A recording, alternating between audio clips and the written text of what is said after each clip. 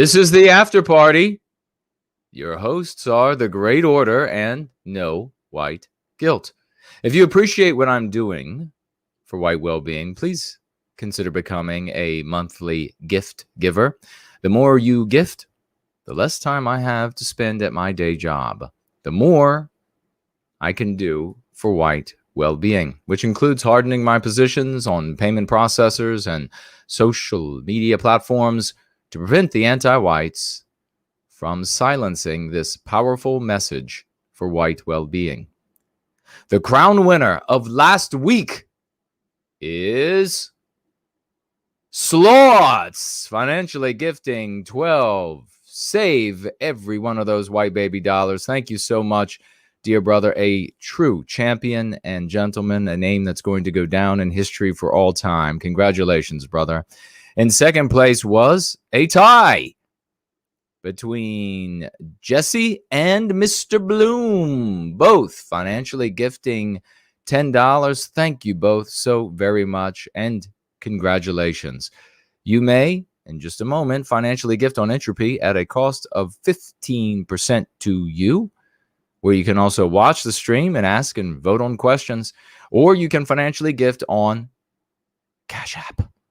Jared and I evenly share the financial gifts with our guests here on the after party. Today, we have the one and only Ecce Lux back on tap. Now, Ecce, please introduce yourself to our community and tell them where they can find you and the work you're doing. And then the one and only world-renowned Mr. George will take us into the conversation. Hello.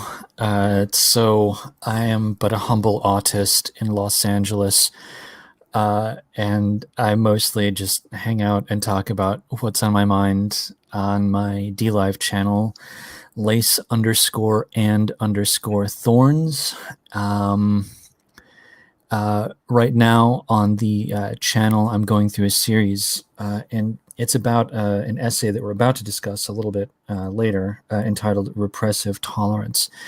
So that's just an example of the kind of stuff that I muse about. I guess that's really about it. So there you go. I'm done. Cheers. You caught me unawares. I thought you were going to talk more, Ecce. Ecce's been on a couple times, and I was just tweeting stuff out that we're on the air. Please do share this. We are very shadow band. In fact, Jason and I are considering forming a boy band called the Shadow Band, B-A-N-D. Ha, ha, ha, ha, ha. But yes, Ecce is here to talk to us about Out-Frankfurting, the Frankfurt School. I'm going to put the Marcuse essay in the chat in a moment. It'll be linked to if you're listening in replay on our sites. I know it's a long one. So there's also a video that he sent. It is a little more mainstream, a little more vague. You might not like everything that the guy says, but it is overall still a very good overview of this essay. So if it's much easier for you to listen rather than read this essay, which I think printed out is almost 40 pages, I will put that link of the gentleman on YouTube breaking down the essay as well. I found it useful in preparing for today's show. So yeah, we're going to talk about a whole bunch of things. It certainly relates to the work Jason does with Going Free as well, which is stepping outside of all of these frames that have been created for us, constructed. We know it has a long, long history, but it definitely came into more mainstream consciousness in the latter part of the 20th century, of course, and we are still living in its wake, maybe at its zenith right now before it falls off the cliff. So it's up to all of us to figure out how to navigate our ways around that. And we're hoping that this conversation will contribute to that kind of thing. So Ecce, we want to just talk about why this essay struck you, and maybe you could give a quick overview of what it's about and why you felt it was important. And then the first specific question I'll ask you, and we can get right into it, that I'm sure it'll just go everywhere it needs to go, is that maybe not our core community here, but certainly a lot of people who are well-meaning and know something's wrong, still sometimes think that these, whoever they want to call themselves, progressive, far left, again, Jason has given us this term that just sweeps all that off the table and says, look, it's anti-white, it's whether some people are conscious of it and some people are just kind of stooges and pawns in it, but all of it ultimately is to destroy the structures of Western civilization, and Western civilization means Western people. A lot of people who might be towards our persuasion to varying degrees still might think that those anti-whites are arguing in good faith. That's the key that I wanted to get to. So why don't you tell us why the essay struck you, and then how you would communicate to a vague or someone who's kind of has one foot in and one foot out of what we do right now. How would you begin to communicate that these people are not arguing in good faith? They will say the sky is green if they need to say the sky is green. They will say up is down and down is up. They will do anything they can because they think that anything that we do leads to death and destruction and hate. It's very black and white, and anything that they do, they're eventually creating some kind of utopia that they were destined to help usher in. It is that stark. And so we need to be aware of that. And then later on, we'll talk about shifting the ground, shifting the frame, and kind of using some of their arguments against them. But I think I've probably said enough to make you confused as to where you want to begin. So again, I'll say, why did you like the essay, and how do you then you can transition into how do you begin to argue to a vague, show them that these people are not arguing in good faith? Well, I'll start with before I knew the article existed, because I think that actually does help out. About a week and a half ago, approaching 2 weeks ago, I was speaking with somebody, a buddy of mine. I like this person. We'll call this person Tom. Tom is a fine name. I was speaking with Tom, and Tom was saying that he's going to get a vaccine for the COVID. And he said this while I was in a state of mind where I just wasn't thinking clearly. Like sometimes you're on point, sometimes you can identify what's going on around you, and other times you're just in sort of a haze. I was in a haze. By reflex action, I said, I'm not supposed to say that word, sorry. Rescinded. He's always going to see me, ironically, as a white male. And it just dawned on me, it just struck me that there was basically no possibility of me to ever say anything, because no matter what I say, no matter what I do, before I am anything, from Tom's point of view, before I am anything, I'm going to be a white male and therefore an oppressor. So the best I can really hope for when I'm talking to a person like Tom is maybe I will be excused, hence all of the virtue signaling. You may be an oppressive white male, and you may be a funny or pleasant white male, but you're still an oppressor. And so the best you can do is just be excused for, this one isn't that bad. He's the root of all evil, but this one isn't too bad because of X reason. And it just really struck me that if I'm always going to start from a negative position, and if I can never come out of that, if the only direction, because the only direction really is Nazi, racist, KKK, something, something, USA. So if the only two positions that I can hold are either as generalized oppressor, possibly one that gets an excuse, or as an outright fascist, then basically I actually can't talk with Tom about anything. That really struck me hard about 2 weeks ago, because it just occurred to me that we have a qualified friendship, and I like the guy, like he's a decent guy, but the fact that we have a qualified friendship sucks, and it really, really bummed me out. And so it just sent me into this weird, and we all know this. Everyone knows this. Everyone in the chat knows this. I've known this for years now. We all know this. Everyone knows this.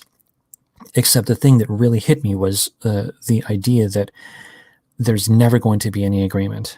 He's always going to see me as an oppressor, and therefore to be attacked, because you have to attack oppression. And if I defend myself, by definition, I am an oppressor defending oppression. That's an awful place to be. So by an amazing coincidence, I happened to be speaking with a buddy of mine, Jonathan Pohl, great guy, love him. And he was talking about, the goings-on in the mid-1900s in Western Europe, which I'm told are very fantastical.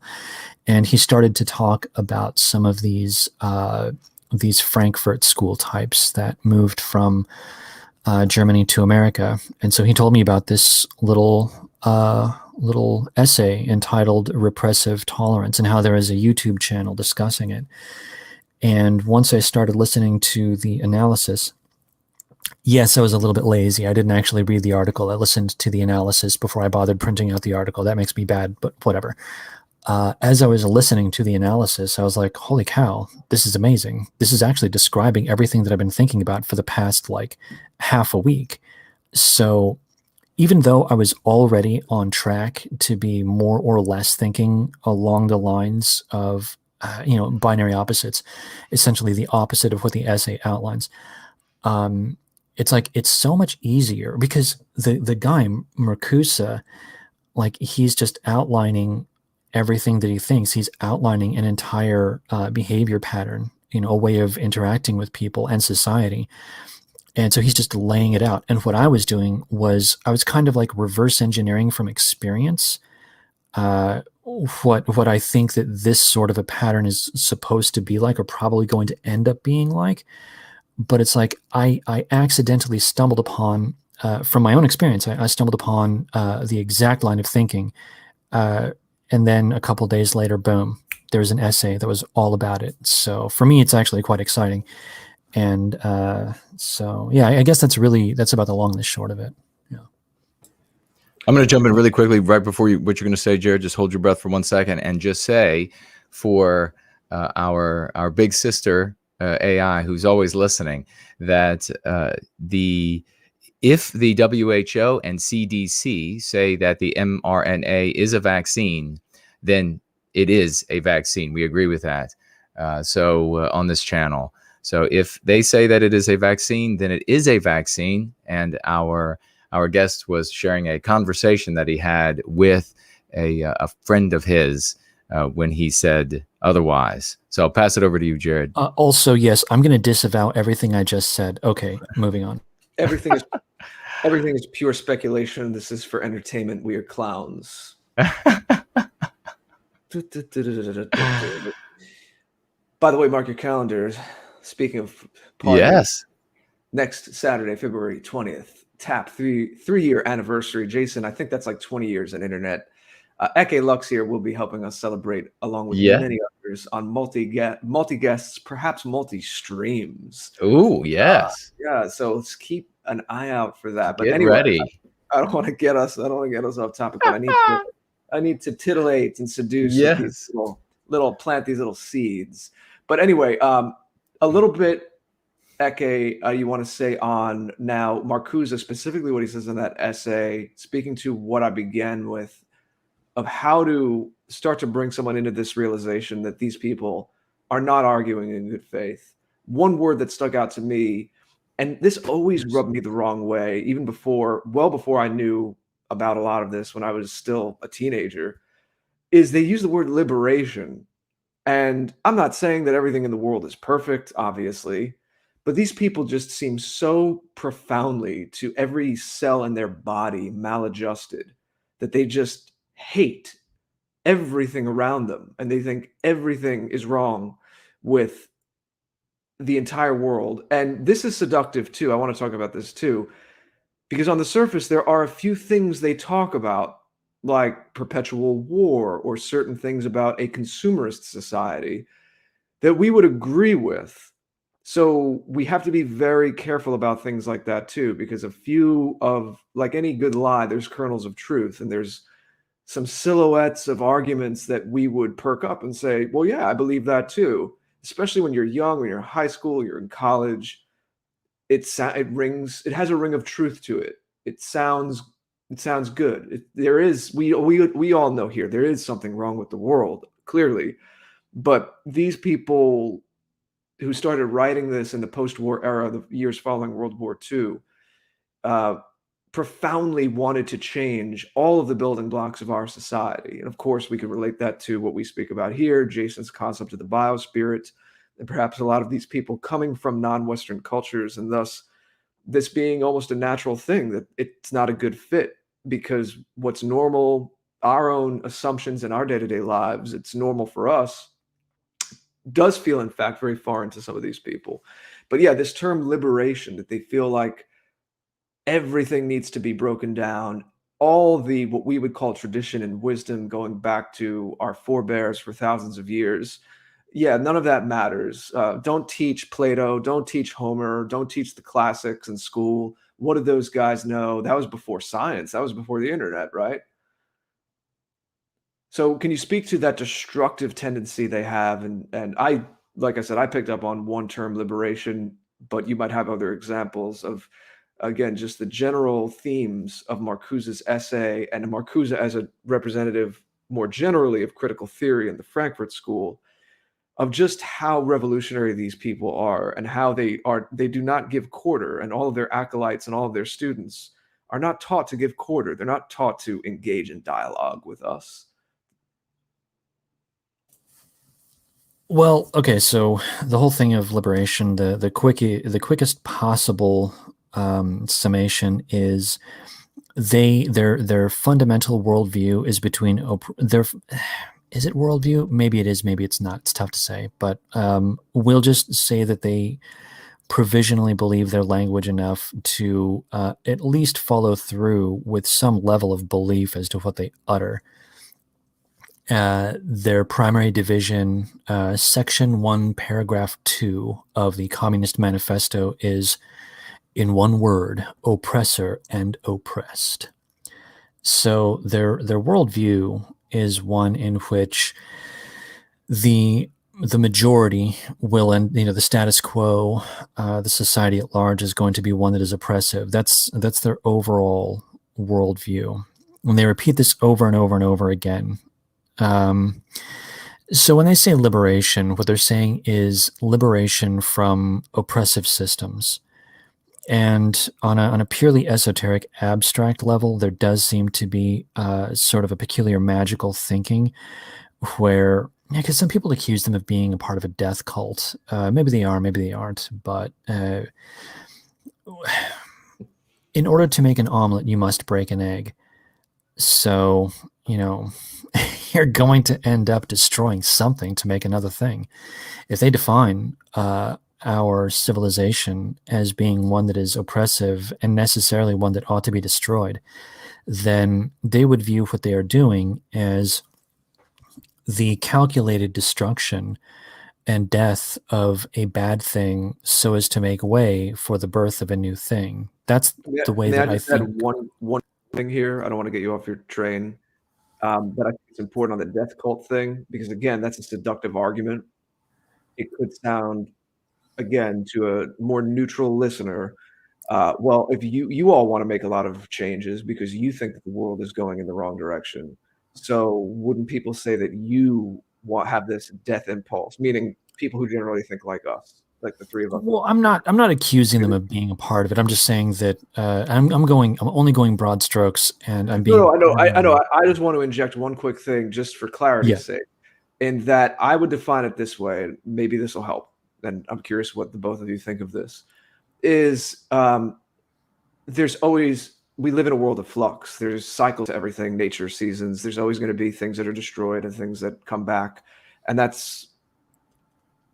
is not quite, I think, that doesn't cut it when we talk about a death cult with them. The very thing that I just said, going real big and meta philosophical for a second, is I think we can argue that they're a death cult, because if we live in this world of flux, if we live in this world of death and decay and rebirth, just look at the seasons or our lives, then what makes us human, we were talking a little about this before the show, Ecce, is when we look to principles and realities that transcend that, or that are behind that, but somehow beyond that as well. So things that are more eternal. So we believe that there are truths.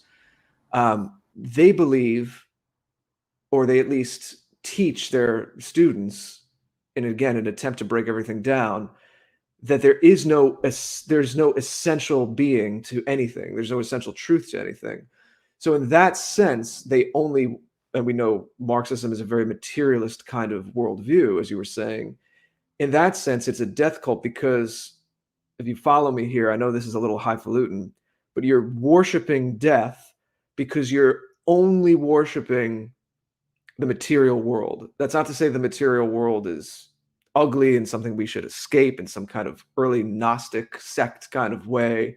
I don't argue for that at all. You know, life is beautiful and we're here and it's what we know and we have to balance things and enjoy it the best we can. But to not have that other dimension, that other level, to have no sense of the sacred, of a divine, of something beyond just purely mechanistic world, to me, that is worshiping death because you're only worshiping this world of flux. You're not looking to anything that is beyond, above, behind it, transcends it, is a higher ideal to look to. And in that, in only looking to the material, they are in fact a death cult, much more than we are, because we, even though if we want to change things, it's not, change doesn't necessarily equate to death. We're still looking to things that we believe have timeless essentials to them, transcendent, infinite, eternal essentials to them. They don't. Therefore, they only look to this world of flux and material. Therefore, they worship death. Does that make sense? Yeah, I mean that's yeah, yes. I'm basically on board with that, and I've side note, I've actually seen this in my own personal experiences. The whole thing of there is no intrinsic thing that links us to anything. Like there is no inherent identity, or there's no inherent thingness to things. I once got into a big, long discussion with a psychologist, and he had some associated punctuation with his name. And I got it. I decided to just ask him, do you think, because we're talking about transgenderism, do you think that there is any necessary link between the body and a person's sex? So help me, this guy. And he was a Frankfurt School type. He was a critical theorist type. No kidding. He held to the end that there was no necessary link, and even to the point where he would dodge my question whenever I would call him out on not answering it. So these people are committed to their worldview, and they will go so far as to avoid even answering questions. So it's difficult. Anyway, yeah, I do agree that in general their overall view does seem to be highly materialistic and superficial in terms of the world. There is only the physical and nothing beyond it. I was speaking to a different person who also was a subscriber to critical theory, who also was, interestingly, a psychologist with associated punctuation. And I asked her one time if she thought that good and evil existed. And same thing, she dodged the question. And I kept pressing her because I just wanted to see how far it would go. She ended up getting agitated, and she told me that she didn't want to have the conversation anymore.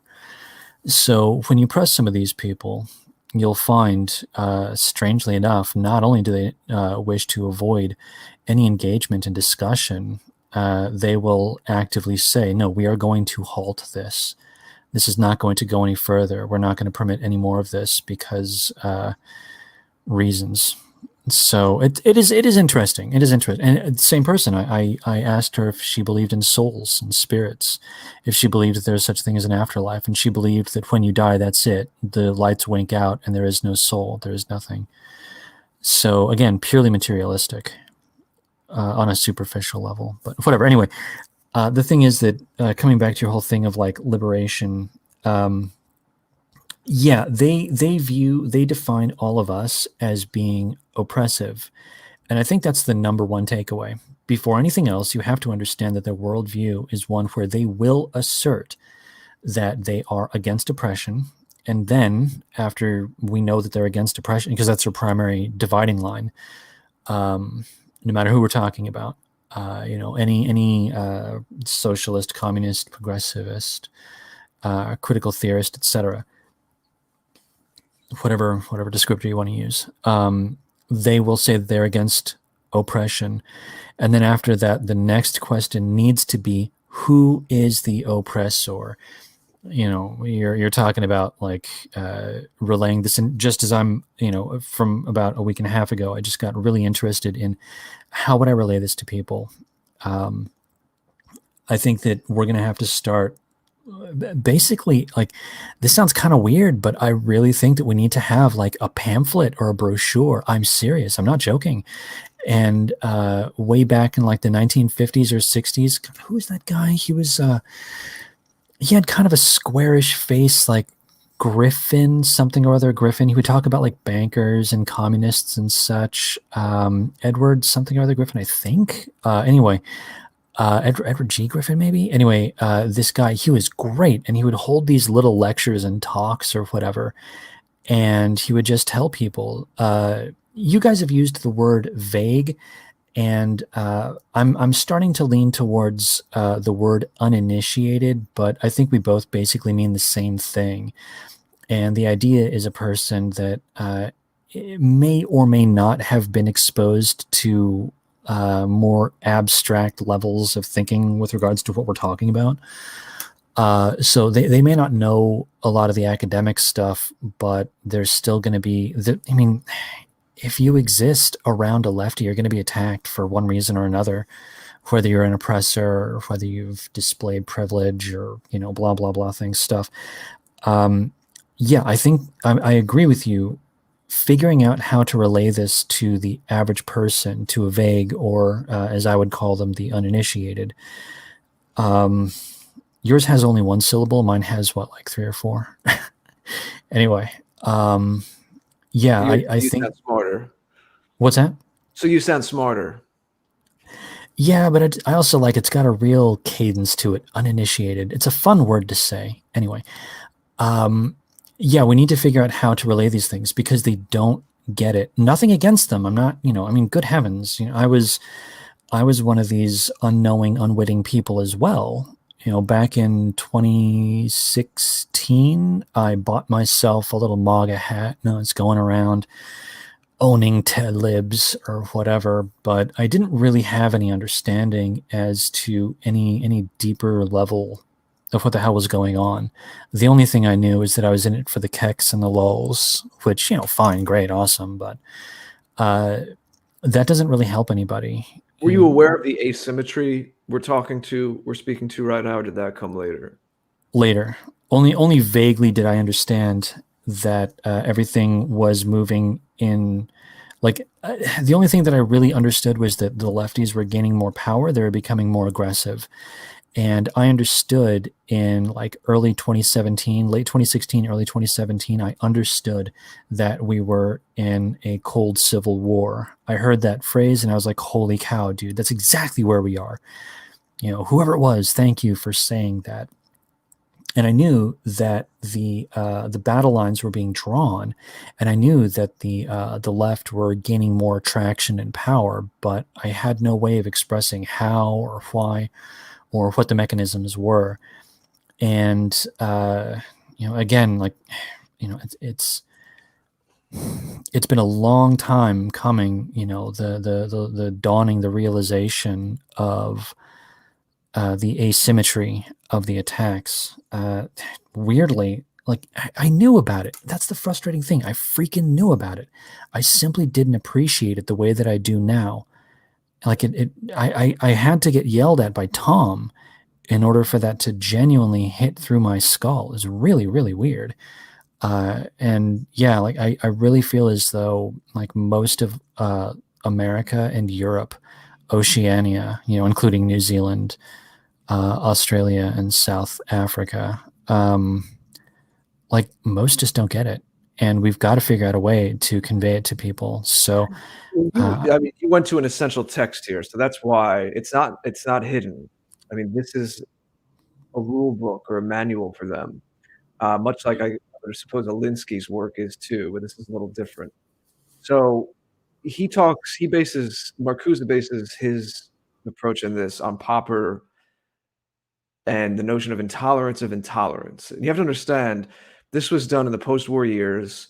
Alphabet agencies in the United States and elsewhere were funding things like this, and they saw it as a research project, and they installed these people in professorship posts, even when some of them went off and did things that were classified as domestic terrorism.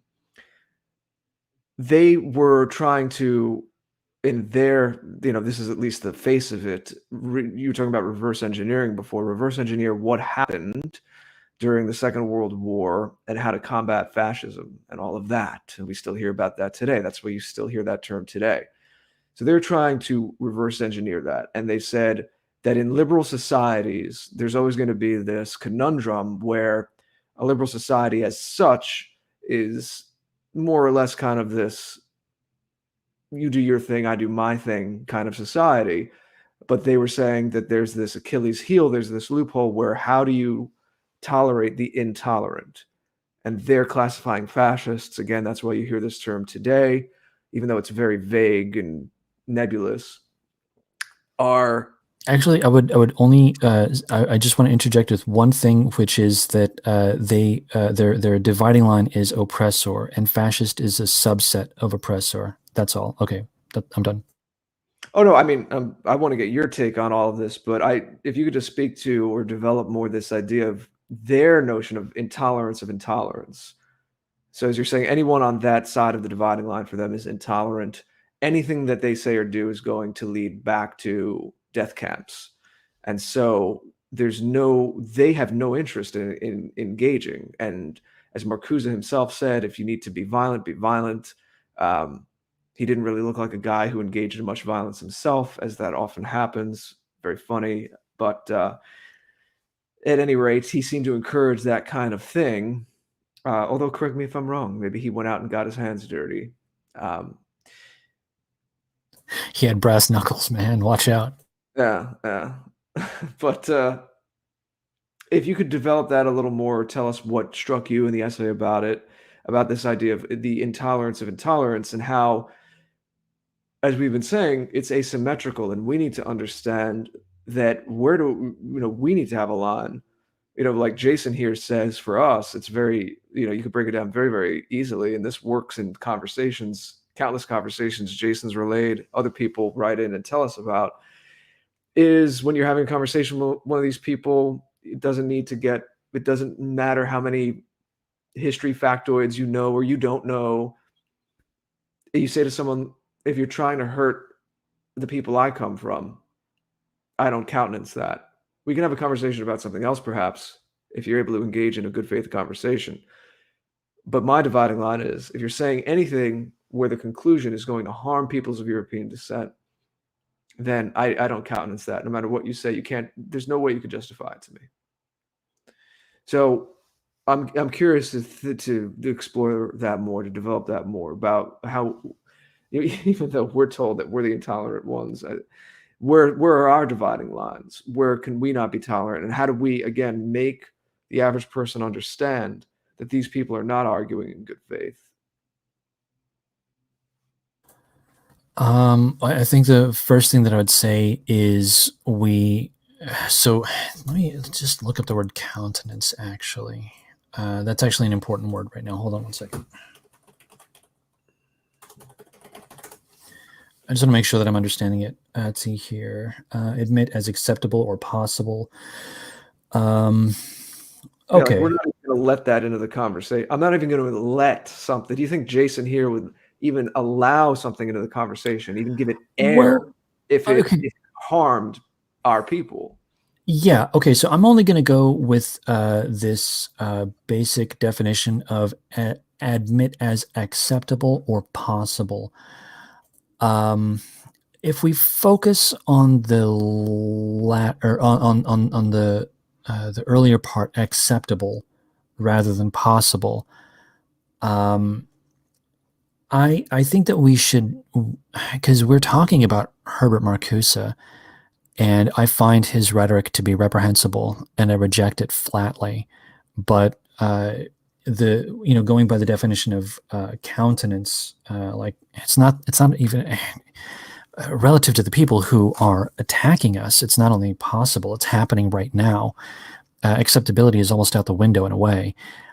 So I guess for me, the word countenance is a word that I simply wouldn't use. What I would say for my own, for me, is we need to be able to analyze the ideas of people who are attacking us without the ability to understand what the hell is what these people are doing and how they think, their MO, their methodology, and so on, then we're almost helpless and defenseless against them. One of the reasons that I'm so interested in learning about these guys is because I just want to, I want to get it, I want to get my head around their style of thought so that I can figure out ways to short circuit it or combat it in some way. On a rhetorical level, obviously.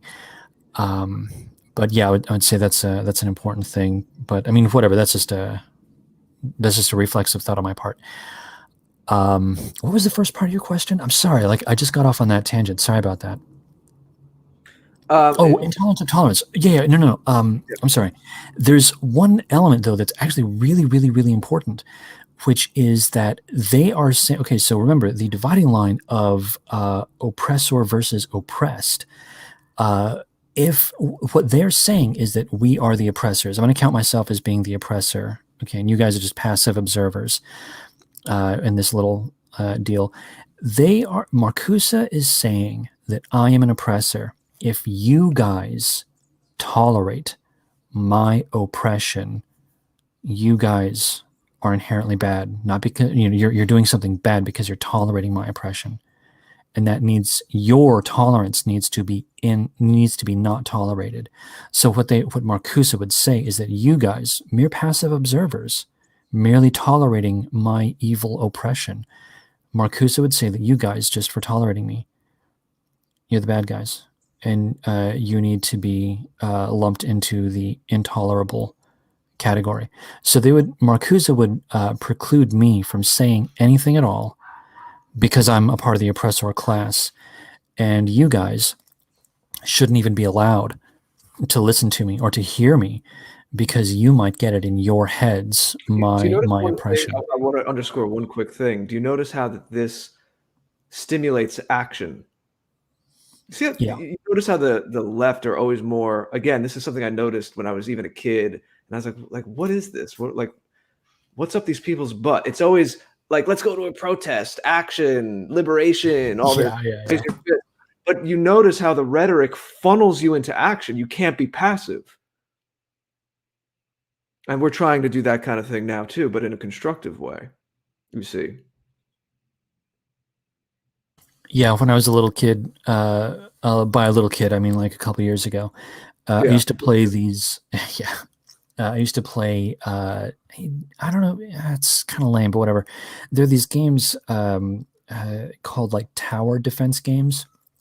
And the idea is that you would have a fort that you would defend or something, and there'd be like little guys that you would set up that would go and defend the fort, like castle siege stuff.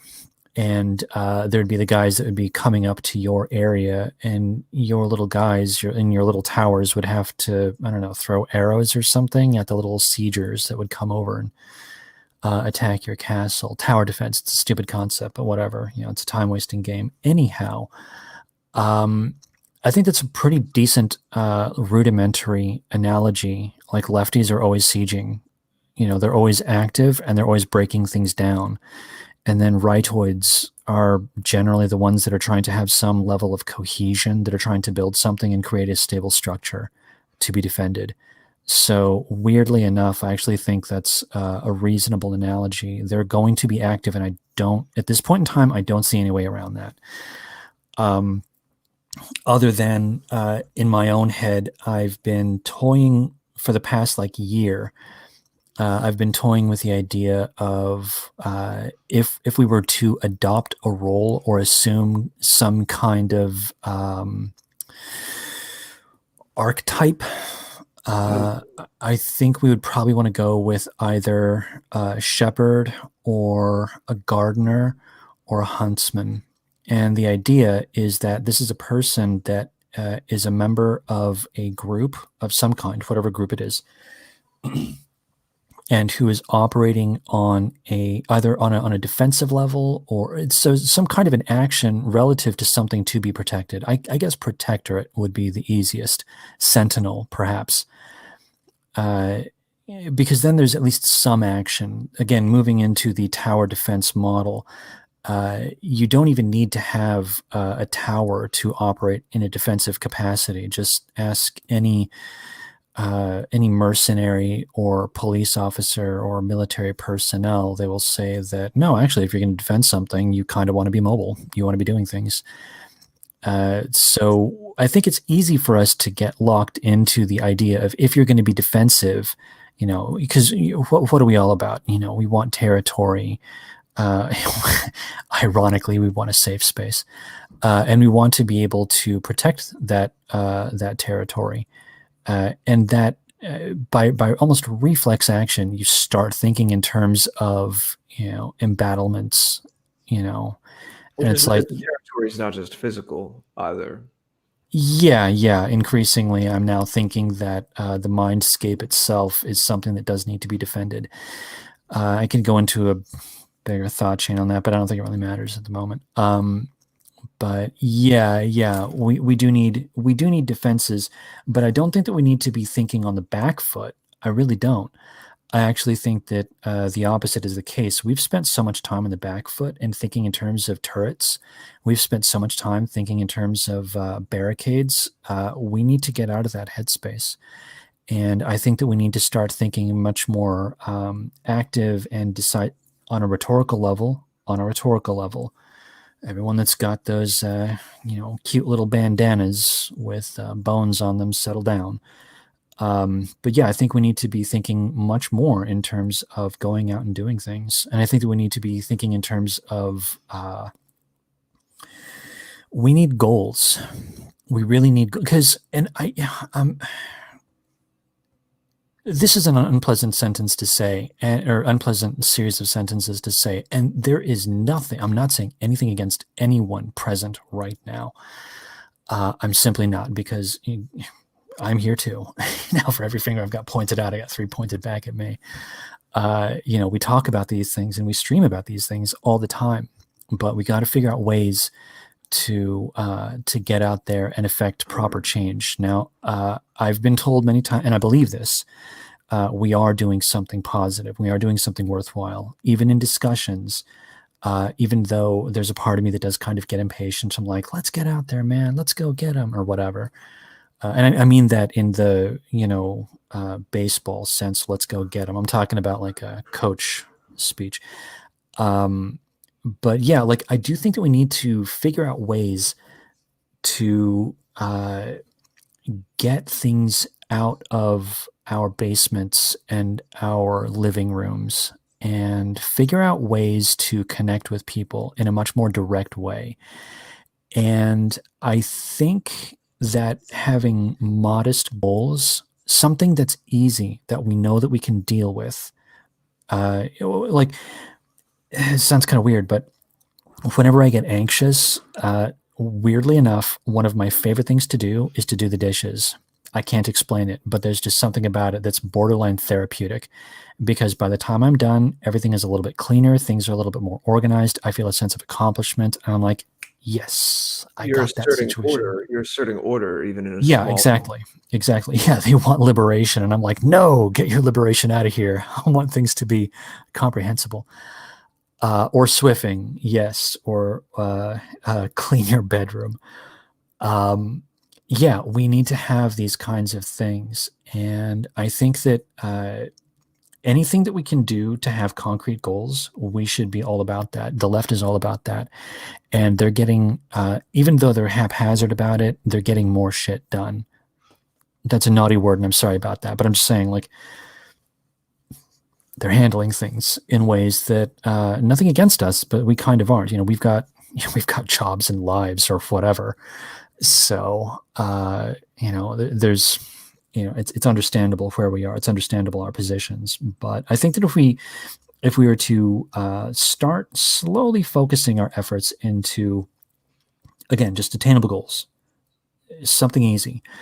And right now, the one of the things that I'm thinking about a lot, coming all the way back to your whole thing of like liberation, how do you explain some of these concepts to the average person that doesn't understand these things? I'm actually starting to think that one thing that we may want to do And you give me your thoughts on this. I'm fine with it. But one thing we may want to start doing is like actually talking with our families in extremely frank and blunt terms as to what's going on. And the idea is that if we are all about family and if we're all about people that we know and creating communities and so on, I actually think that we should start figuring out ways to relay even if they disagree with us, even because I've got a couple of progressives in my family.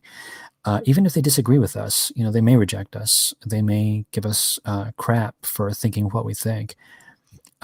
In some way, we have a duty to relay these ideas so that they can defend themselves against what's to come. Cancel culture is going to overwhelm everything, and it's even my progressive family members.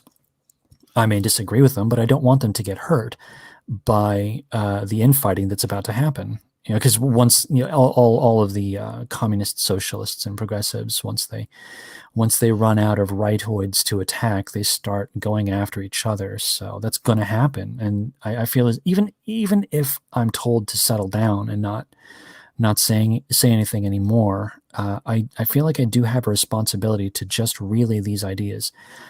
And I'm kind of thinking that might be like an extremely low level, simple, not terribly difficult, something we can do, just like with doing the dishes, just like with Swiffing, just like with cleaning your room. It's something that we can do. We can pick a day. We can say we want to talk about something. Then we talk about it, and then we're done. We have a sense of accomplishment. We did something. So I think that's that's a movement pattern that I think that we should start moving into. If we're going to think about how to defend things, instead of thinking purely defensive, them always storming our gates, maybe we should be thinking about getting out into the world. We should start thinking about, okay, well, let's go and meet others. Let's go and find their gates and do something about it. Anyway, that's it. All right, I'm done with that. Well, I want to talk about that more, and certainly there's that kind of thing is being done here. We can happily tell you that, and we can talk a little bit more about that in a few moments. But again, I'm picturing what was going on in the 50s and 60s when these academics were coming into their positions of power and starting to teach young, crops of young students and have books published and disseminate information through different organs of media and how it trickles down from, the think tanks to the more average man on the street. And it seems like they created problems. Like, wasn't one of the early feminist books something to the effect of the problem that has no name, not the iteration of 50s and 60s feminism, not going further back to like turn of the century, something like that, right? The problem that has no name. And you took these housewives who probably most of them were just happy to be housewives and not really thinking much about it. And then all of a sudden created this problem where it's the problem that has no name. You didn't even realize you're oppressed. Because I know in looking up again a little about this Marcuse essay in the Frankfurt School, that their whole position was that our current liberal societies, they actually at fundamental level didn't think that these were liberal societies, because they thought that a precondition to having a liberal society was that people knew who they were and what the world was about so that they could make informed decisions and they could live the lives they wanted to live. Hence the problem that has no name. You don't even know that you're oppressed, little housewife. So they didn't think that we actually lived in a liberal society. And they thought that people don't even know who they are and what their choices are. Now, we're operating on the same kind of ideological front or helping people frame things. We, of course, don't have the funding that they had. We don't have alphabet agencies behind us, but we're still operating on the same front. And that's why, again and again, week in and week out, the things we do together and separately, why Jason and I are so focused on this field, because this is the field that that your mind was taken over on. This is how it happened. So, as you're rightfully saying, this is where we're putting a front foot back onto it. The difference, though, is that instead of creating a problem like that, telling the housewife who's perfectly happy that she is oppressed, because this demon of an author is projecting their own sick worldview onto her, and they want her to be as unhappy as they are. That, that is a lot of what was going on there. The difference for us, and one bit of leverage that we have, I know I'm not saying anything profound here, even though we don't have the funding and the alphabet agencies behind us, is that the people we talk to in our lives are actually going to viscerally be feeling the squeeze. Unlike that 50s housewife who was happy-go-lucky until this poisonous book came her way or something, or a friend started to guilt trip her about not having a job or something. The people we talk to in these contexts actually are feeling and seeing terrible, visceral, real consequences in their lives. So that is a glimmer of hope that I want to, first of all, just inject for anyone listening, because I know we all need those little bits of optimism these days. But Ecce, do you have any thoughts on that, about how we are kind of guerrillas here because we don't have the funding and we don't have the resources, but we do have the real pain of everyday people more and more seeing what is going on and feeling the consequences of what's going on, and that is our end. Speaking to what you were just saying a moment ago, I mean that's Jason's whole his whole theme with what he does is going free. Is we can show you. Maybe we should send you. It'll brighten your day. We have countless examples of testimonials of exactly what you're saying, whether it's in an online chat room or face to face with friends and family, of people inoculating and turning around these anti-white arguments that they're getting from people in their lives. Yeah, and we can go further with it, I guess. There's one thing that, now that you mention it, is super worthy of thought and contemplation. I really like the phrase, or the sentence, "The truth will be my shield and my sword." I love that one. And we do have the truth behind us. One of the things that I've learned about lefties is, because what do we know about their general program for attack and for just their methodology always comes down to redefine everything. They want to win by redefining terms up to and including the concept of what is a man and a woman. I mean, they'll redefine everything. The word vaccine has been redefined. The word racism has been redefined multiple times. Side note, the word racism, for those who aren't aware, the precursor to racism is actually Slavophile. In the late 1800s, the socialists, they wanted to deride nationalists in Russia by referring to them as Slavophiles. Looks like and Jason so recognizes this. That's just new to me. Yeah, their idea was that, oh, you just happen to love Slavs, you love your own people above your class or whatever. So yeah, it's actually quite funny that the word racist was initially just a sub-in, because the word racist is more effective if you're going to attack someone. The word racist is more effective than Slavophile. Or, here in America, it could have been Anglophile or, Nordophile or Teutonophile or whatever. Pick one. It doesn't really matter.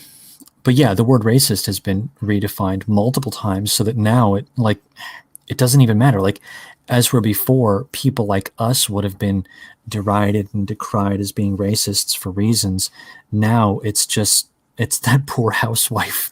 She's not only an oppressor, but now she's a racist as well. It's terrible. But anyway, like the only way that they can get away with calling that poor housewife an oppressor and an oppressed at the same time, and a racist, and also an oppressed victim of patriarchy or whatever, all the things. She's the worst and the best at the same time. That's got to be really confusing. That's got to be super gaslighting for that poor chick. All that's based on redefinitions of terms. So the leftist basically comes from the standpoint of, we're just going to attack at all times, no matter what. It doesn't matter what we're attacking, so long as we are attacking. And the only things that we are permitted to attack, and now I'm going to Mercusa a little bit, or Mercusa rather. The only things that we are allowed to attack are right-wing positions. We are never allowed to attack left-wing positions. So this poor housewife, if she identifies as being left-wing, then they're going to give her certain types of attacks, but fewer directly on her. But if she identifies as right-wing, now the attacks will be whole and all-encompassing, and she'll be bad all the way around at all times for all reasons. No matter what, though, it's action. You can't just be a passive observer. Yes. That's your silence is violence. So, yeah. That's what we need. Yes, that's the kind of thing that we need. We're trying, in the little bit of time we have left before we get to some questions, I want to help give some practical takeaways. And that's the kind of thing that we can take in, is that we always have to be thinking about not just a light bulb going off in someone's head, but almost, dare I say, Jason, I don't know if this is the best way to say it. Maybe you have a better way to say it, but this is just me off the cuff on a live stream. Almost guilting someone in a way into feeling like they have to act, that it is incumbent upon them. It is a duty that they speak out and act and do things in whatever way they can influence. I'm going to second the word duty, by the way. I don't like the concept of guilt or shame. We've got enough of that going around, but I like duty a lot. We'll go with duty. Yeah. That's all. I'm done. What about this idea that this is a tool set, and that, of course, with our own people, we can be very noble and high trust. But when you enter, almost like you get into a different mode when you're playing a certain sport, or someone plays a video game, you know who the enemy is. You know how wily and oily and sleazy and they slither out of everything would be, is that you unabashedly enter into that headspace only when you're with that kind of person. Now, I'm very careful about stuff like this, because I do believe in the tar baby kind of syndrome, where you can engage with a problem thinking that you're just going to dip your toe in and then get out, but you get woven into this web. And generally I don't believe in using tactics or really imbibing in anything, even energetically, that is I don't know the best way to say it. I was going because use the tactics of your enemy, you become the enemy. Right, you become the enemy. But if you're solid enough in who you are, if we have people who know who they are, and that core is strong enough in them, then they can sometimes enter enemy territory and be just as ruthless and conniving and shape-shifting as the enemy. Because here, I'll give you guys again, in the waning moments, practical examples, takeaways. I know this sounds simplistic, but I have seen it argued that if this whole anti-white left progressive agenda is deconstruction, forgive me for making this so simple, but that why not deconstruct deconstructionism? And you enter in, whether you're talking to a friend or whether you're talking to a professor in your class, and you do whatever you can the professor could seem like they're the most on board with the whole critical theory, cultural Marxism thing. But I bet you with a little bit of creativity, you can go from A to B to C to D and make an argument, construct an argument to make that professor seem like he or she is part of the oppressor class. Because if things are, if they play their game, if things are this wily, if things are this shape-shifting, then all of us here, I think, are creative enough and intelligent enough to make that leap and come up with some clever, nifty way where all of a sudden your debate opponent is the oppressor. That is actually something that I'm working on right now. And the idea is that you're absolutely correct. And in fact, oh my God, sorry, my cat's on my shoulder and now playing with me. Sorry about that. Anyway, the one thing that a lot of the uninitiated do not get that I think is really, really important is they'll complain about how the left is they're inconsistent and they're hypocritical. And they get confused by this and they don't know how to approach it. They don't know how to deal with it. And they're like, oh, but they're so inconsistent. They're always going to contradict themselves and whatever. And you can hear this all the time. Rightoids talking about this all the time. And I am actually of the opinion that no, they are not inconsistent. The left is not hypocritical. I mean, on the pure abstract level, I think they're completely consistent. Correct. And like on a superficial level, yeah, they'll contradict themselves as is needed, but there's always consistency. What's the consistency? Yeah, You're wrong. because there's a deeper goal that they're striving towards. Yes. Correct. You're just wrong. You will forever be wrong. There's nothing you can do about that. I was thinking about this like a couple weeks ago when I was listening to NPR. And they had, I'm not kidding, this is not, I cannot, you can't even make this up. You can't even boasting, gloating about how Texas is going to turn blue in 2024 or 2022, or at some point in the not too distant future. They're gloating about it. And, you know, they used the euphemistic term of demographic changes. Not more than 4 minutes. 4 minutes. They went from the end of one program boasting about it to the next program came on within 4 minutes.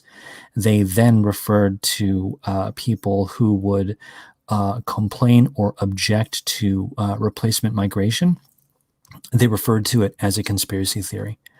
So they, on a superficial level, they will appear to be hypocritical. They will appear to contradict themselves. But the deeper goal is always the exact same, which is you are wrong under all conditions, even if that means that at 2:59 they are saying X. 3 o'clock hits, they're saying Y. And then 3:15, they go right back to X. They'll change their position as is necessary. It doesn't really matter. A thing will go from being real to not real and then back to real, depending on whether or not you object to it.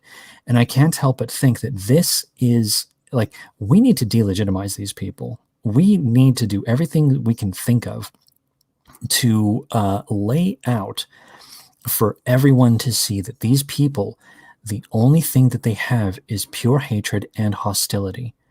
And that no matter what you say, you are going to be attacked as being wrong. You're going to be accused of being, this, that, and the other thing. Nazi, racist, KKK, something, something, USA. It doesn't matter what you say. It never matters what you say.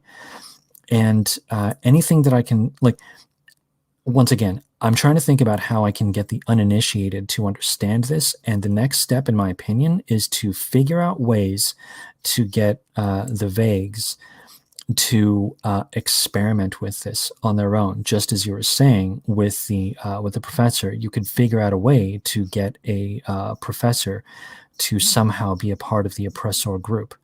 That's very was that guy Brett Weinstein or whatever? You remember the up in Washington or whatever, and he was being accosted by all of those SJWs, and they started referring to him as being a white male of privilege or something like that. And he put his hand on his head in distress and confusion because he had no idea what to do or what to say.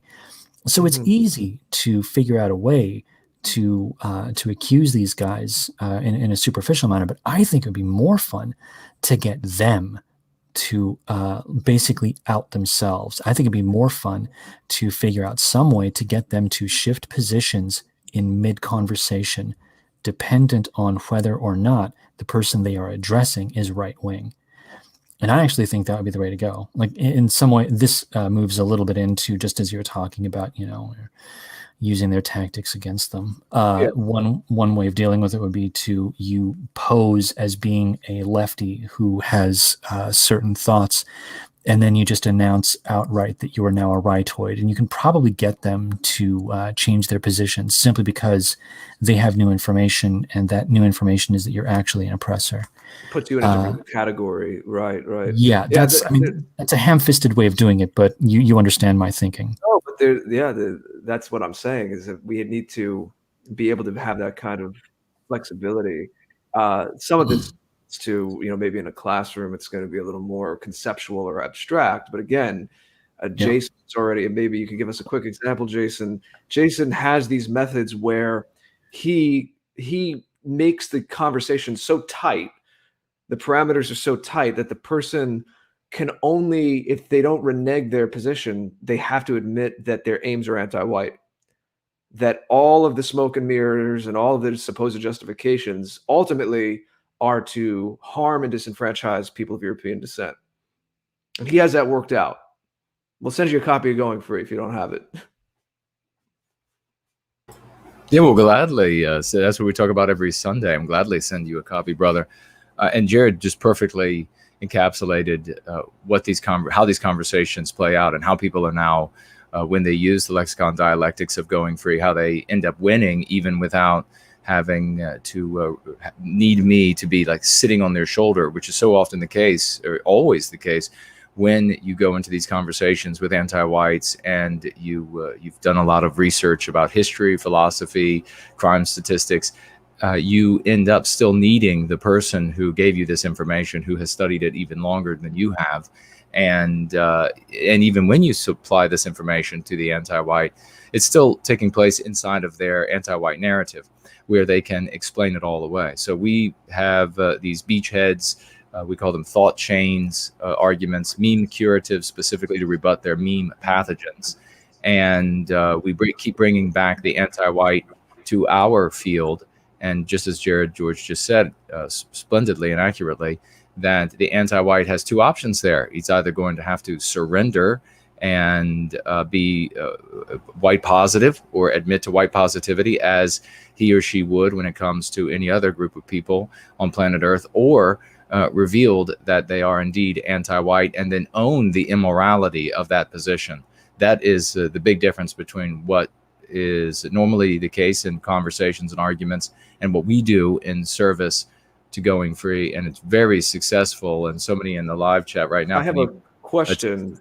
Go for it, Jared. I have a question. So to relate what you just said to what Ecce has been talking about today, how do you handle, Jason, when someone is revealed, or you have backed them into a corner and they can only admit that their aims are anti-white, harm against us, but because of our oppressor status, as Ecce has been speaking to a lot today, that actually is moral? That's their story, and that's why you put them on our field. And you say, okay, so you are, you're also asking me, what is the objective then with the individual that you're in the conversation with? Initially, our conversation should be, when we are relating anything about racial, socio-political subject matter, is to see if we can get the person to come over to the service of white well-being, or to paralyze them in their service to anti-whiteism. Either is good for us.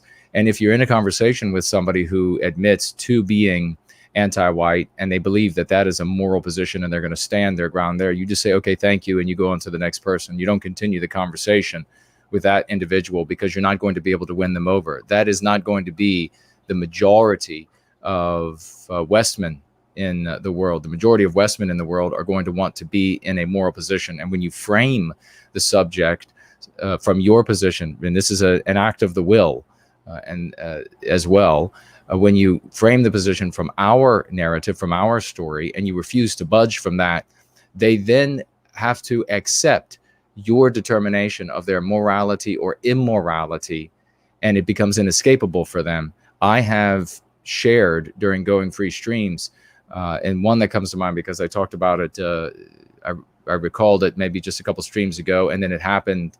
I shared the actual conversation maybe 2 months ago now, where a black woman who said she's half black, half white, is a member of a group, the MLB, and just look at that backwards. And she's vehemently anti-white, and she attacked me. She came after me on Instagram, attacking me. And in a mere, I don't know exactly how many it was, maybe 4 or 5 back and forths with her, she admitted, and I showed it on the stream, okay, I'm for white well-being as well. So she did not want to look anti-white to me, even to me, and immoral even to me. She wanted to maintain that position and that feeling of being a moral person, And so the only way she could do that in a conversation with me was to then say, okay, she's also for white well-being. And that ended up being the end of the conversation. And that's the kind of thing that just about anybody can do. But and others and people are showing that. The thing is, of course, is that it doesn't take a lot of will, but it does take some willpower to be in our story rather than theirs. And you need to accept in the same way you would accept in a conversation with an insane person at St. Elizabeth's, which is in the DC metro area. Everybody knows that is the slang for a crazy person, because that was the place where all the insane people used to get locked up before we had these big deinstitutionalized movements in the United States, and it's now empty. But if you're talking with somebody who essentially should be or would be in St. Elizabeth's, and they were telling you that they are Superman or they're Brad Pitt's cousin or whatever it might be, then you just say, all right, have a nice day. That's how you handle anti-whites. If they're going to be in their anti-white narrative, it's a fraudulent narrative. We all know that. We know more than anybody, those who focus on it, that everything they say is either a direct lie, complete fabrication, or they have bent the truth so severely that it is hardly could be called truth anymore to fit their anti-white narrative. If you come across a person like that, handle it like you would at somebody at St. Elizabeth's and move on. Otherwise, and then moving on is important. Finding that out from them is important, because there are going to be so many other people out there that are going to be able to hear your message and either come over to the service of white well-being or be paralyzed with doubt the next time, because the next time they think about, for those who are paralyzed with doubt, and I'll pass it back right after this point, is that if you have a white person or non-white person who's anti-white, and you have taken them into our story and you refuse to budge, and they are confronted with the obstacle of having to adopt something about what you're saying, even if it is just that they are going to be non-committal, white positive, generally they are for the dignity of all people. If you bring them to that place, the next time that they are their handlers, or the moment or the context demands of them money or participation, advocacy, or out in the streets or setting fire to things. And of course, this is going to be dependent on the individual. So a certain percentage will act no matter what. But a certain percentage who have come in contact with you are then going to doubt the position that they have, that everybody who in this anti-white narrative of theirs, everybody who cares about white positivity or white well-being is a demon that is dehumanized and deserves to die. Some percentage of those individuals are going to say to themselves, oh, damn, I met somebody who totally was not that. And they're not going to be saying, oh, they forced me into their field or they forced me into their story. They're just going to remember the reality that like this black woman who is half white, she is going to be at some level, I predict, paralyzed with inaction because of doubt, because she's going to have met somebody that she thought was from the 1930s and therefore was dehumanized and deserved to die. She's going to remember having met somebody that said the things that I said and got her to the point within a few interactions of having to say, okay, fine, I support white well-being as well, so that she could end up being moral. She won't be able to act with the same ferocity. She might not be able to go as far as she was before. Who knows? But any paralyzing the victimizer with doubt is every bit as powerful as bringing somebody over to white well-being. And so Jared actually more brilliantly encapsulated what I just said there with a far many words. But I'll pass it back. Well, I just want to ask if Ecce, you have anything to say, or Jason, you're seeing anything come in from the chat. I know our friend Reptile, who's in the chat a lot, actually said that he had an interaction recently where the person, he said, I had this exact discussion just yesterday. They apologized, said I had no idea I was hurting us.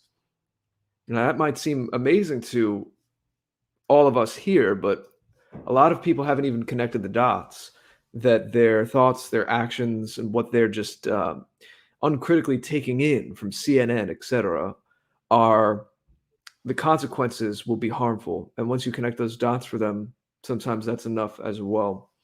But Ecce, anything you have, or Jason, any questions coming in from the chat as we are in the final stretch of today's show?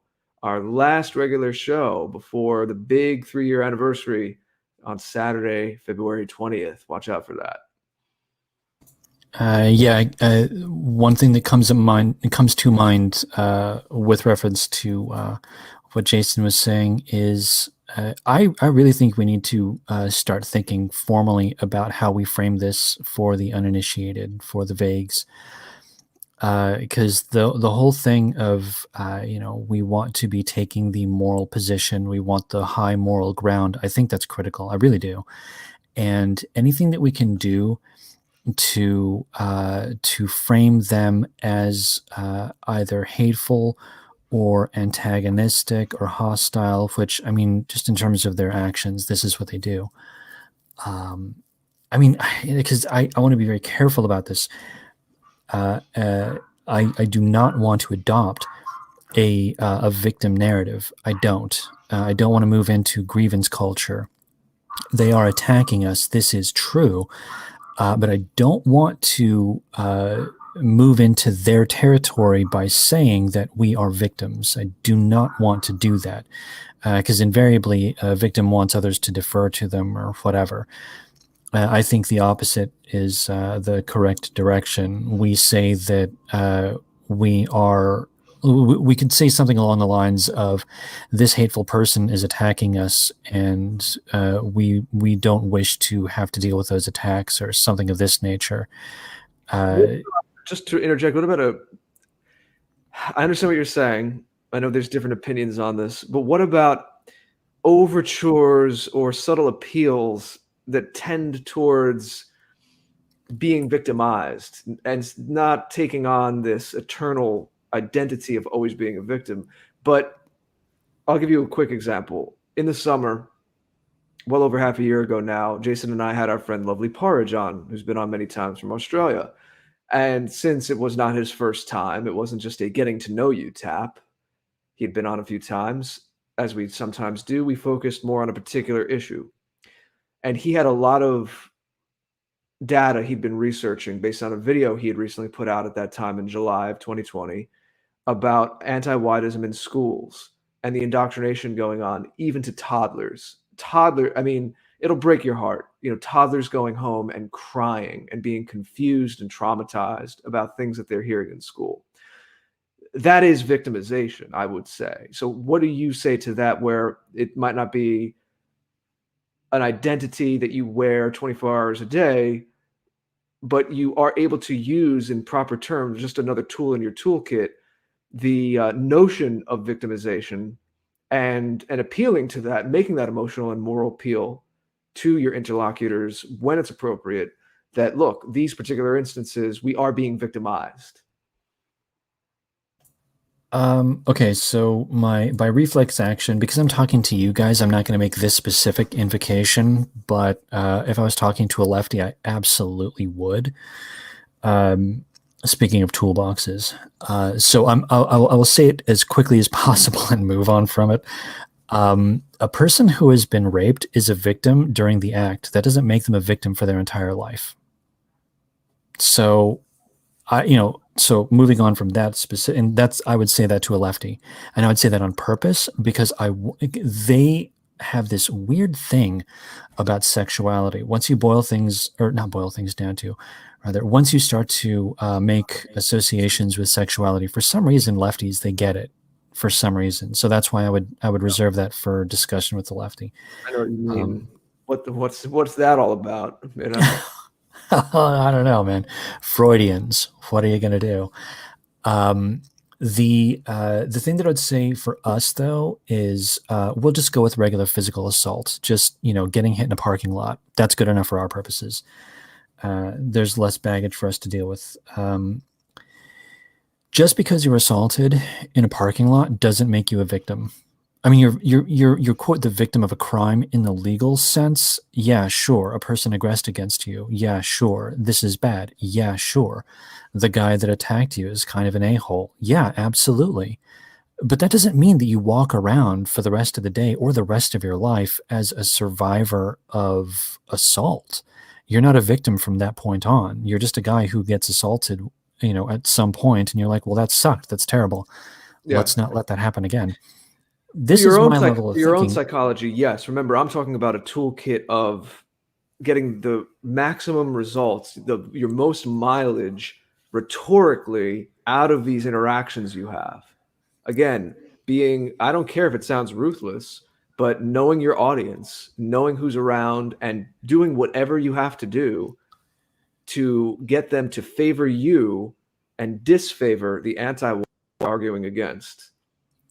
My thinking, and because I do like the whole thing of little kids being attacked, and pointing this out as something that is absolutely unacceptable, because it is. Attacking innocent people is unacceptable. That's the mark of somebody who is genuinely a villain, like properly. You don't hurt the innocent. The end.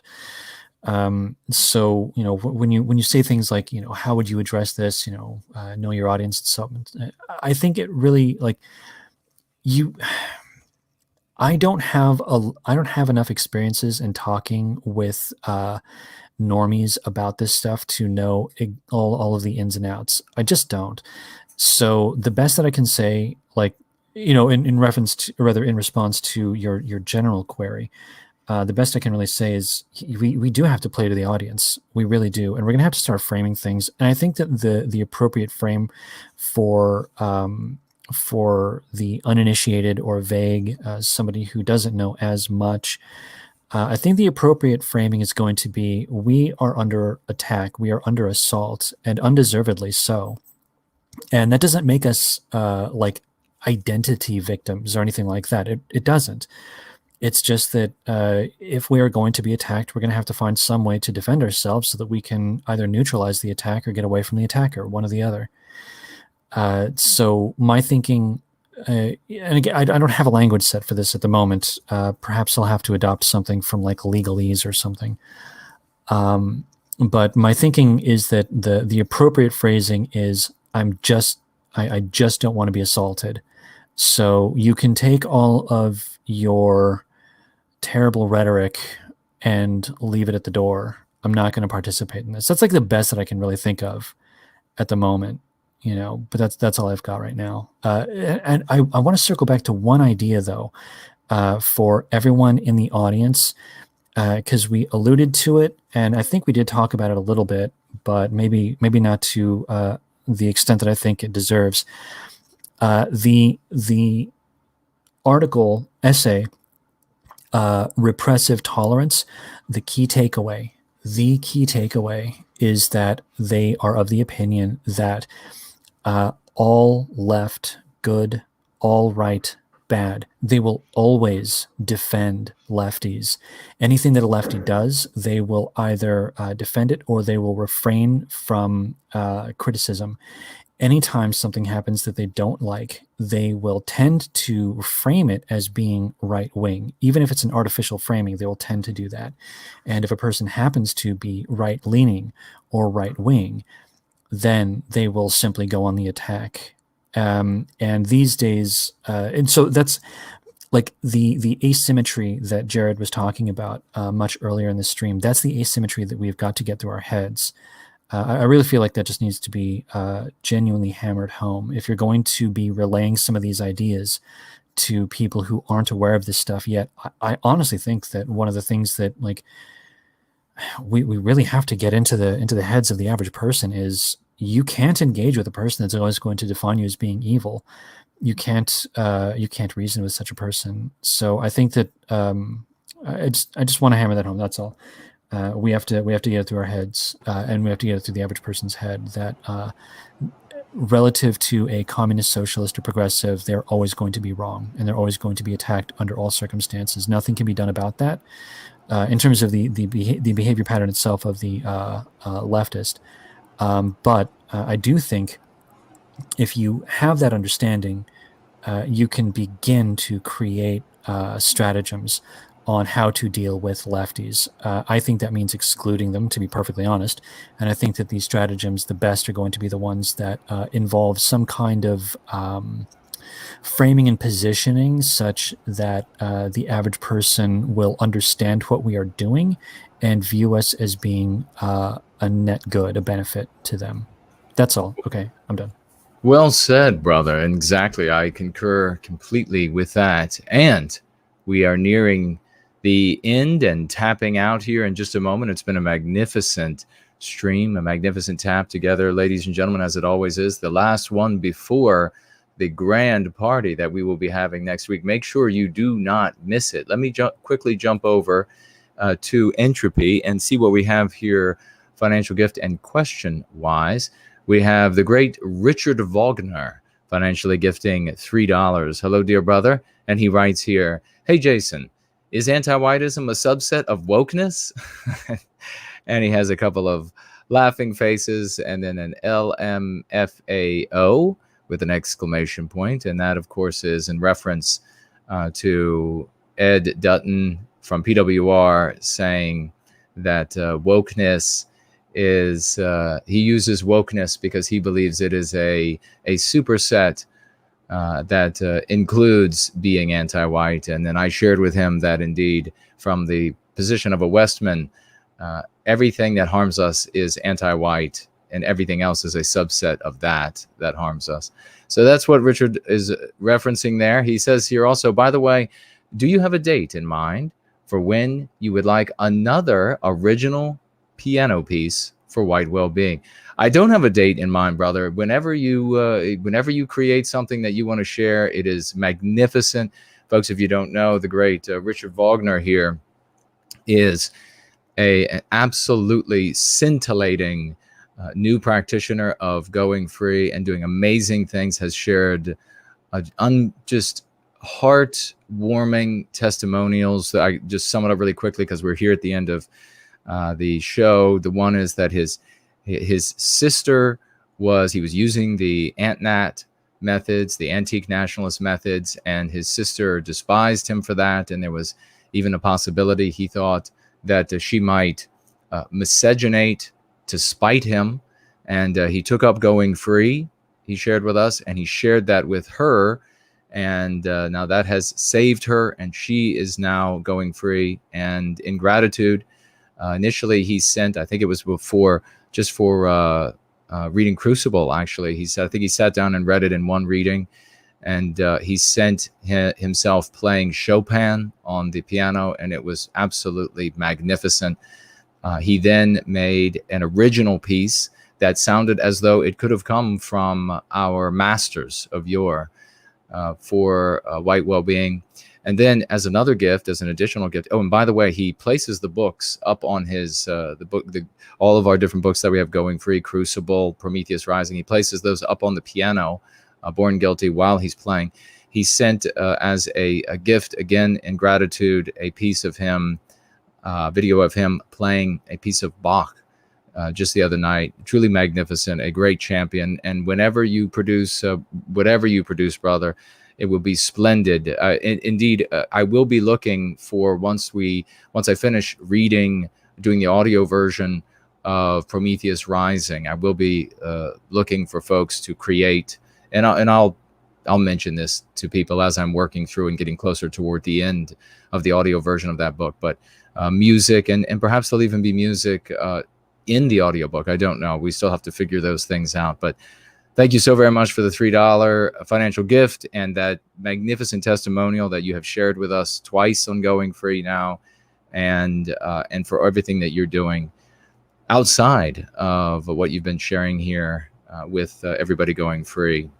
We also have the great Irish Ice, another real champion in service to White Wellbeing, always active in promulgating the good word. $5 financial gift. Thank you, dear brother. And he writes, I was pleasantly talking to a non-white senior in broad daylight when a non-white female who had made a significant detour to exit her car approached and accused me as if there was something dangerous taking place. This has happened more than once. KIP. And KIP, folks, is keep it Promethean. You have to go free to figure out what that means. But essentially, it's reason, logic, and evidence at the core of decision-making and interpretation. So KIP indeed, brother. And yes, you will see when you are speaking with non-white individuals, you'll see it with white people as well, who you are convincing, you're bringing over to a position, either one where they're paralyzed, where they don't feel like, well, you can be murdered now and you can be fired from your job because you're white positive, to one where they're not so sure about that anymore, or certainly a situation where you are bringing them over and they begin caring about white people as well. They don't want the vulnerable members of Western kind to be victimized. It will occasionally happen where they're an anti-white, non-white, or white will suddenly approach and want to interrupt the conversation and get the individual you're speaking to back on board with anti-whiteism. When that happens, just point out to the person you're speaking to what the other person is doing. This person is clearly anti-white, and they want you to be anti-white as well. They want you to participate in the victimization of Western kind and Western civilization. And you seem to have more morals than they do. So keep that in mind. Thank you so much for all of your service. Irish Ice, great champion. Over in the question widget, we have the magnificent Mestizo, who on Instagram put together an actual video for the show, in prep for the show today. And I just caught it briefly. It's fantastic. Thank you for your services as well. He produces a lot of hilarious stuff as well, ladies and gentlemen. He writes, hello, Tap, and I don't quite get this. Hello, Tap and Ecce Lux. Hail from Central California, SoCal's ally against Uncle Gavin, or was it Bugman of Steel? And then he has emoji with a thinking face. I'm not sure what that means. Do either of you know what that means? Well, Gavin Newsom is the governor of California. So Gavin Newsom. Got you. Okay, right. Yeah. Oh, I think my mic is a little further away. If I sounded distant, I'm not floating away. But what was that? Central is, he's in Central California, and I guess he's saying he's allied with Ecce. Is that what he's saying? That he feels he's an ally against Yeah. Uncle Gavin. Yeah, so he's against. Yes, It's rough out here in California, and big tip of the hat to anyone out here in the Golden State. I know exactly how rough it is. Believe you me, I get it. And what was his name? Magnificent Mestizo. Cheers, buddy. Yes, he's fantastic. We have also, looks like in the live chat, we have the great Venus Rising is with us. She said hello to the three of us. Great to see you again, dear lady. Occidental Protege, many thanks for all your work and ambition in this fight for our well-being and our future from Northern Germany. Well, thank you so much. And a big love you back from the once great state of Virginia. We have the one and only Reptile, a sharp mind if there ever was one, writes here, lately I'm being flooded with this, quote, fake woke song in the recommendations. It's 5 minutes straight of poorly disguised MPs going viral. Really? I'll have to look for that and see exactly what that is. I've not seen that yet. But yeah, folks, that is this woke and wokeism. Remember, if you use the anti-white terminology, you legitimize their ideology. And if you are in their ideology, you're in their story. And if you are in their story, you cannot win. There is a bloody end for you in their story. You are always wrong. The anti-white slur, racism is always on the rise. It's their story. It's a narrative, and it hasn't changed since long before we were alive.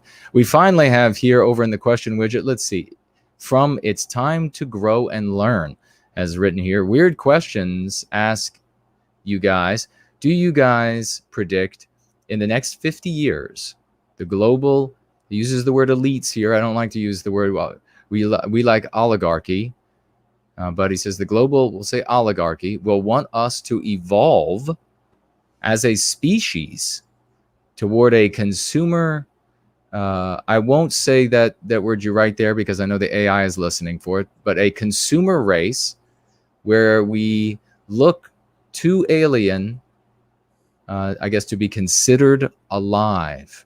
Well, no, I will just answer first, and we'll get the answers for this question from Jared and Ecce as we get their final thoughts and where folks can find them. And I will say, no, this is what's going on in the world is that there is an ideology called anti-whiteism. It is everywhere you look. You don't have to look for it in weird symbols. You don't have to look for it hidden in music videos. It's in your face. It's everywhere you go. It's at your children's schools. It's in their curricula. It's in your universities at your 7th year of becoming a neurosurgeon. It's at your jobs, every one of your jobs. It's in every one of our state and local and national governments. It's every single place, television show, movies, taxes, everywhere you go, magazines, books of all genre. Anti-Whiteism is everywhere. Those who are in charge, those who have the majority of the power, the anti-white oligarchs, people with infinite wealth, mortal gods equivalent to us because of that wealth, they desire anti-white objectives. They celebrate anti-white conclusions, and we know that because this has been their course for the totality of our lives and even long before we were born. So that is something we can deduce from their behavior and what they celebrate, and then what they plan for when it comes to how they foresee the future. Now, as far as humanity, getting humanity to do, no, their objective is to victimize Western kind and Western civilization. They don't need to plan a white erasure. Individuals can, a biological white erasure, but in the aggregate of harm that anti-whites do to Western kind, there will be the net result of biological white erasure.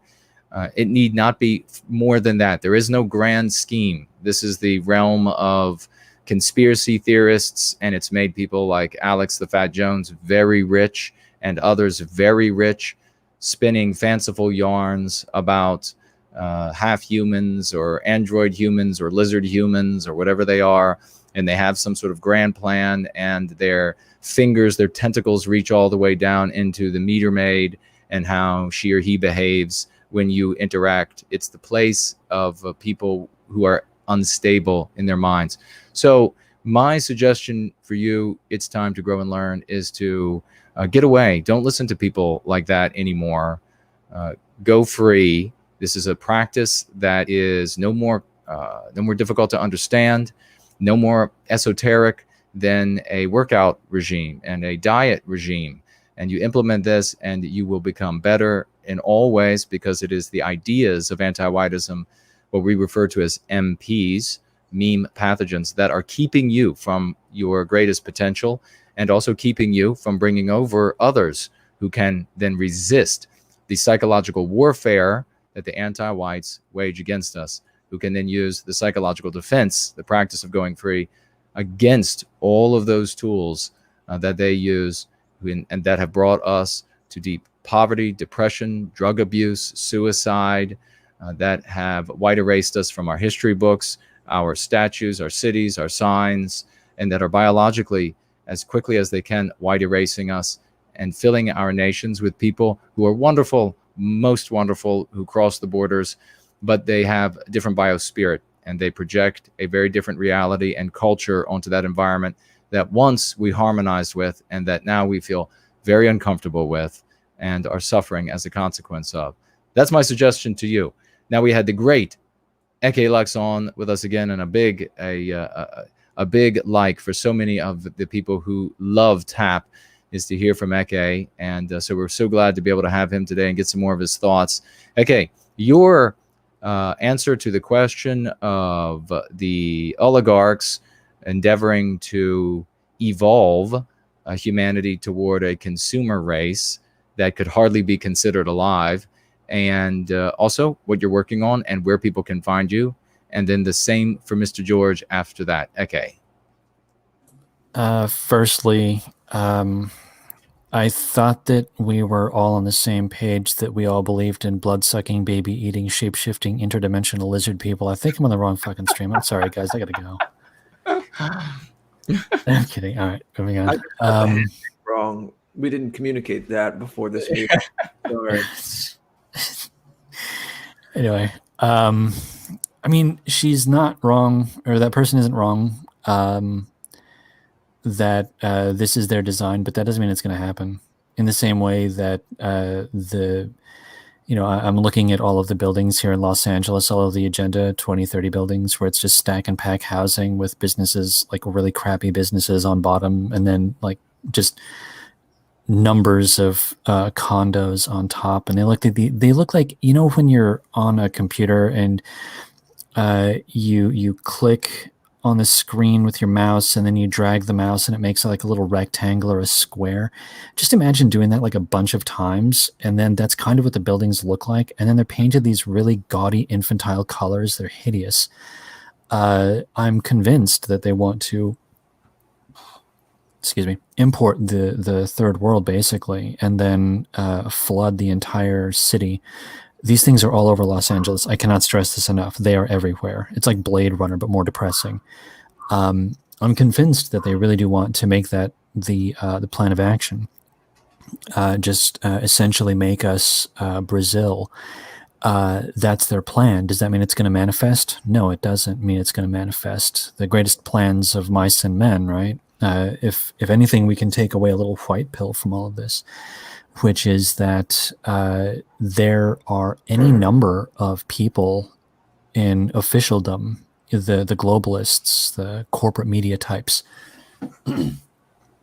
people within government, they are bemoaning that nationalism is rearing its head. And they're saying, oh no, this is terrible.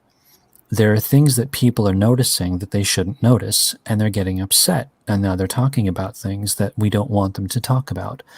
So just because a plan is being laid doesn't mean it's going to happen. And, to that whole thing of lefties, they wish to win by altering rules and altering definitions so that they have a TKO, a technical win, not one where they win by virtue of actually being good or being correct or whatever it is. They want to win just by mere technicality. People don't like that. People don't like being abused. People don't like being lied to. And it's increasingly impossible to ignore. So, do they want the Bugman futurism? Do they want us to live in pods and eat bugs and whatnot? Yeah, of course they do. But here, think about this. In Los Angeles, or in California, they wanted to ban conventional cars and make it legal to only own electric cars by like 2035.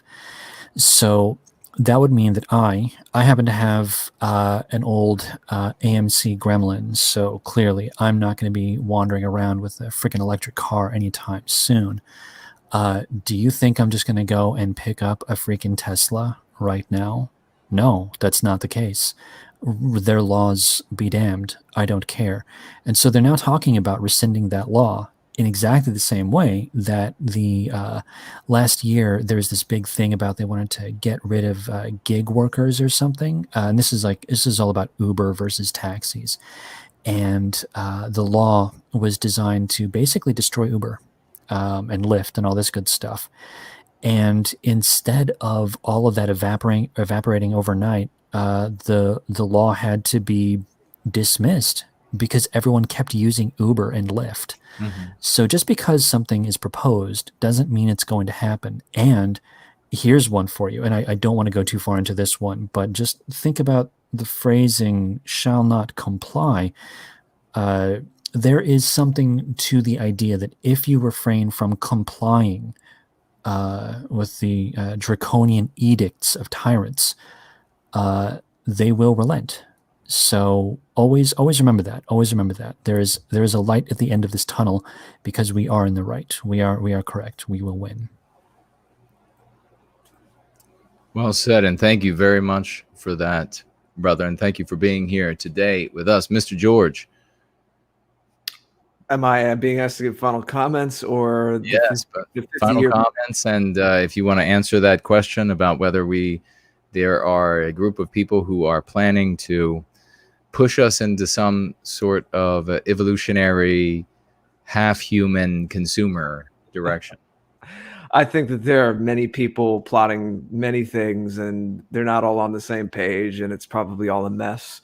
And we can't get too worried about things like that. I think that there are other people who want to do certain things where that might not be their ultimate goal, but it would just be a byproduct of it. But I don't make predictions, especially 50 years out. I heard Ecce Lux is working on a science fiction novel based entirely around that premise, though. So perhaps we look forward to that. And all I can say is I hope that your gremlin is a nice British racing green. That would be the color, right? Okay. No, it's baby blue, just like in Wayne's World. Oh, okay. I'm particularly partial to British racing greens, so I hope only on motorbikes, my dude. Only on motorbikes. Oh, what about on Aston Martins and all kinds of? Yeah, but these things are too nice for Los Angeles. I don't like to have nice things when I'm out and about. I don't wear a Rolex. I wear a Casio F91 on purpose. Los Angeles. This is why we can't have nice things. See? Well, as we've been saying today, the big news is that in a week and a half, on February 20th, Saturday, I think we're looking to start at 5 p.m. Jason, if that sounds okay for you. Yeah, we're probably going to do a later stream. We're gonna have some of our friends on, and then maybe take a break, and then come back. Who knows how we're going to structure it? We're going to keep you on your toes and not give you all the details yet. But do mark your calendars. It's 5 o'clock Eastern, which is 10 o'clock at night in the UK, 11 Central European time. And that is the TAP 3-year anniversary show. It has been 3 years that Jason and I, in some way, shape, or form, have been streaming together. That first stream was right on, I think, February 21st of 2018. I don't want to confuse people. Let me underscore this. The actual 3-year anniversary stream this year is Saturday the 20th, 2021. Saturday the 20th. So mark your calendars and help us celebrate 3 years. That is a long time in internet years, but we are going to be in big-time celebration mode, having a lot of fun with all of you and some of our friends who have been our guests over these last 3 years now on TAP and associated live streams. Of course, all of these are cataloged on our website, theafterparty.tv. Please do join our mailing list there if you're not on it. My site is thegreatorder.com. That is where all of my activities go through. If you want a catalog of what I do, this show, other videos, specialty projects, articles, poems, the other live stream I do with John Bruce Leonard of Archetype, called Learning in Public, that we started recently, a little more salon style, just kind of chewing on ideas. And music, of course. I've recently started releasing music because I'm really primarily a musician. A lot of you didn't even know that until recently. So next song will be out soon. We'll be talking a lot about that, but I don't want to take up too much more time. I think we actually went out of order because wasn't Ecce. We usually let the guests go. So why don't you tell us a little bit more? Of course, if you're listening in replay, Ecce's links will be underneath the video. But Ecce, anything that you want to tell us about or leave people with as a parting shot before you join us in a week and a half on our birthday show? The only two things that I can think of are I actually agree with the concept of Jason has mentioned this, totally agree with it. Reject their language. Don't use their language. Whenever possible, it's good to understand their language. You should be able to meet them on their own terms. You should know their language as well, if not better. You should know exactly what they're all about, and you should be able to use their language against them. But at the same time, you should also be rejecting their framing at all times. So I would say that for some reason, that's just a thought pattern that's been occurring to me a lot recently. We've let them control language too much. We got to stop that. So that's number one. Number two, brush and floss your teeth. Very important. Remember to brush and floss those teeth. If you're going to be talking about such important things, you want to do so with a bright, beautiful smile. So brush and floss. Ecce, you're very good on that, on the dental hygiene.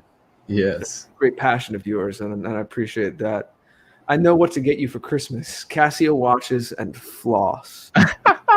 You're easy. Mint flavored, buddy. Mint flavored. Heck yes. All right. The watches. The flosses. That's right. A light dusting of All I have sage to and do is remember British Racing Green, Green Mint. I'll remember the associations. There you go. Well, gentlemen, it's been magnificent. Another magnificent tap. It's been a magnificent tap with all of you out there who are watching live and who will watch in replay, and especially magnificent for all of you who are brand new. It took a lot from us and this community to reach you because of the efforts made by anti-whites to silence, stifle, and choke us into oblivion. And why do they do that? They do that because we have the practice that will free you from their mental prison and therefore the physical prison for your bodies. You go free with us, and you will be free indeed. I want to thank Roy Danton for moderating the chat today and keeping us safe, keeping things on track, making sure that we are properly and clearly projecting who and what we actually are to our brother and sister vagues out there who will be stopping by. We are the message, and we want to be at our very best, especially with our whitest smiles. So big thank you to Ecce Lux and the great Mr. Jared George, and to everybody who financially gifted and participated in the conversation today. We look forward to seeing you all next week when we will be celebrating our 3rd birthday. See you.